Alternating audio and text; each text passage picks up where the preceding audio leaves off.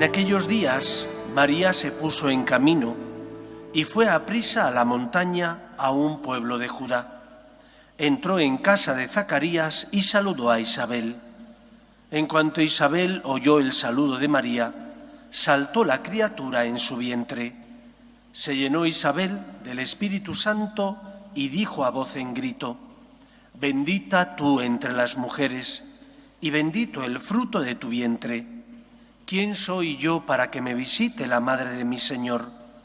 En cuanto tu saludo llegó a mis oídos, la criatura saltó de alegría en mi vientre. Dichosa tú que has creído, porque lo que te ha dicho el Señor se cumplirá». María dijo: «Proclama mi alma la grandeza del Señor. Se alegra mi espíritu en Dios mi Salvador, porque ha mirado la humillación de su esclava.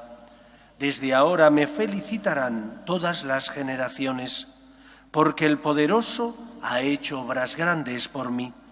Su nombre es santo y su misericordia llega a sus fieles de generación en generación. Él hace proezas con su brazo, dispersa a los soberbios de corazón, derriba del trono a los poderosos y enaltece a los humildes. A los hambrientos los colma de bienes y a los ricos los despide vacíos. Auxilia a Israel su siervo, acordándose de la misericordia, como lo había prometido a nuestros padres, en favor de Abraham y su descendencia por siempre». María se quedó con Isabel unos 3 meses y después volvió a su casa. Palabra del Señor. Gloria a ti, Señor.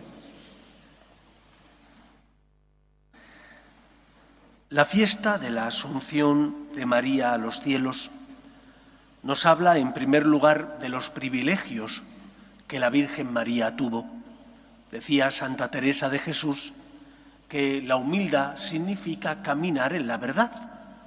Normalmente pensamos que humilde es aquel que reconoce sus errores, que pide perdón por sus fallos, y lo es en verdad. Pero no solo en eso consiste la humildad. La humildad también es reconocer los dones y talentos que el Señor te ha concedido y, por lo tanto, dar gracias al Señor por ellos. Reconocer los privilegios de la Virgen María no es algo más que obrar en justicia, porque es de verdad lo que ocurrió. La Virgen fue preservada en previsión de los méritos de Cristo, del pecado original, y fue preservada también de la corrupción del sepulcro. Hablar de los privilegios de la Virgen no implica sacar a María del pueblo de Dios. El Concilio Vaticano II, los padres conciliares, cuando se plantearon dónde hablar de la Virgen María, surgió como 2 grandes corrientes. Una de ellas decía que había que dedicar un libro exclusivamente a la Virgen. Y la corriente mayoritaria, que al final fue la que triunfó, sostuvo que, concediendo a María el lugar preeminente y especial que tiene en la vida de la Iglesia, es hija de Dios y redimida por su Hijo Jesús, y por lo tanto tenía que ser tratada dentro del libro del pueblo de Dios, como hija de Dios que es, como redimida que es. Pero eso no significa que no seamos justos, señalando y diciendo los privilegios que el Señor le otorgó. ¿Pero por qué se los otorgó? Se los otorgó porque María es pieza clave en el plan de salvación de Dios. Porque María es aquella que nos iba a dar al Salvador y por lo tanto no podía conocer el pecado porque iba a engendrar en su seno a aquel que lucharía contra el pecado. Ni podía tampoco conocer la corrupción del sepulcro porque nos había dado al Salvador y por lo tanto la victoria de Cristo también es la victoria de la Virgen. Por eso lo primero de todo es que María se tiene que entender en un contexto, que es el del pueblo de Dios, que es el del plan de salvación de Dios. María es privilegiada también como tú y yo lo somos. ¿O es que no es un privilegio poder recibir el perdón de los pecados? ¿O es que no es un privilegio, siempre inmerecido y gratuito, recibir a Cristo en la Eucaristía? Los sacramentos son signos del amor de Dios, auxilios para los débiles, pero no son un derecho, al contrario, son un regalo que el Señor nos da a nosotros, que no nos lo merecemos porque hicimos un mal uso de nuestra libertad. Pero el amor y la misericordia de Dios es tan grande que no nos paga como merecemos por nuestros pecados. Por lo tanto, es un acto de justicia decir que sí, que es un privilegio que la Virgen María no conociera la corrupción del sepulcro, como es un privilegio que nosotros podamos recibir el perdón de los pecados o recibir a Cristo en la Eucaristía. Es un regalo inmerecido y gratuito. Y por eso en nuestro corazón debería existir la gratitud.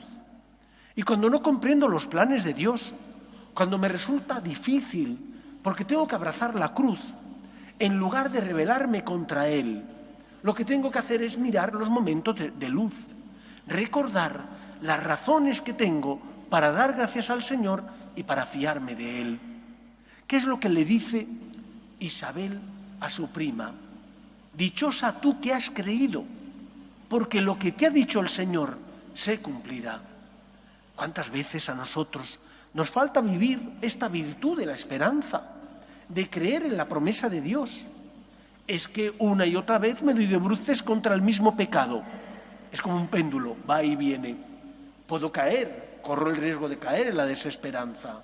Fíate del Señor, Él tiene sus tiempos. ¿Tú qué tienes que hacer? Abrir tu corazón a Cristo, intensificar el tiempo de oración y de unión con Dios, hacer más oración y mortificación, tener un plan de vida, luchar, lógicamente, por evitar la tentación. Pero si has caído, vuelve a empezar. Confía en la misericordia divina. Recuerda esas palabras de Isabel a su prima. Dichosa tú que has creído, porque lo que te ha dicho el Señor se cumplirá.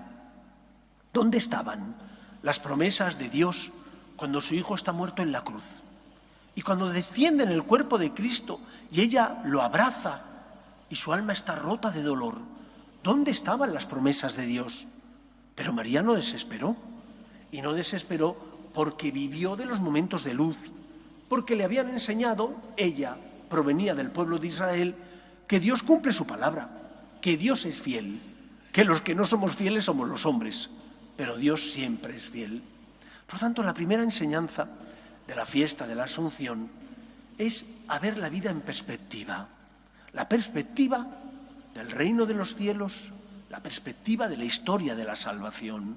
El Señor, que no quiere la muerte de sus hijos los hombres, envía a su Hijo al mundo para salvarnos. Y por lo tanto Dios tiene sus tiempos y tenemos que aprender a confiar en el Señor. Tenemos que aprender a, como le dijo Isabel a su prima, dichosa tú que has creído. Recuerda los momentos de luz, recuerda que Dios cumple su palabra, que no es un Dios que engaña, es un Dios fiel a sus promesas. En segundo lugar, la fiesta, el dogma de la Asunción nos recuerda que María está en cuerpo y alma en los cielos, pero su Hijo está en la tierra. Ella está en el cielo intercediendo por nosotros, pero su Hijo sufre en la tierra, en cada persona que no tiene fe, que le falta la esperanza, que ante las cruces de la vida desespera, que tiene problemas en su matrimonio y necesita una palabra para orientarle. Cristo está presente en el que sufre. Su madre no está, pero estamos aquí sus hijos. Venimos a rezar con frecuencia el rosario, venimos a hacer novenas. Cuando hay una procesión en el pueblo, la fiesta patronal, enseguida salimos a proclamar y a aclamar nuestro amor hacia la Virgen María y nuestra devoción hacia ella. Pero después eso se traslada en cuidar a su Hijo Jesús. ¿Qué le hará más feliz a la Virgen María? Que cuides a su Hijo. Claro que tienes que rezar el Santo Rosario, claro que tienes que ir a procesiones, pero también tienes que cuidar a su Hijo que está presente en el pobre y en el necesitado. María necesita tus manos, necesita tu corazón enamorado, necesita tus fuerzas para consolar a Cristo que sufre, en el que no tiene esperanza, en el que a través o debido a los problemas de la vida, a través de la cruz, sufre en el cuerpo o en el alma. Y necesita a María, su madre. María no está, pero tú sí estás. Hoy ofrécele a la Virgen María tus manos. Ofrécele a la Virgen María tus ganas de amarle y corresponderle, para que se hagan presente ayudando al que sufre en Cristo. Nada le hace más feliz a la Virgen María que cuidemos a su Hijo Jesús, que está presente en los hombres que necesitan nuestra fe, nuestra caridad, nuestra esperanza. Pues que sea así en nuestra vida. Alabemos a la Virgen María, proclamemos nuestro amor hacia nuestra Madre. Ella intercede por nosotros, pero a la vez ofrezcámonos a ella para colaborar con ella, consolando a su Hijo Jesús, que por nosotros subió a la cruz para salvarnos y que está presente en los que nos necesitan. Pues que sea así en nuestra vida. Nos ponemos.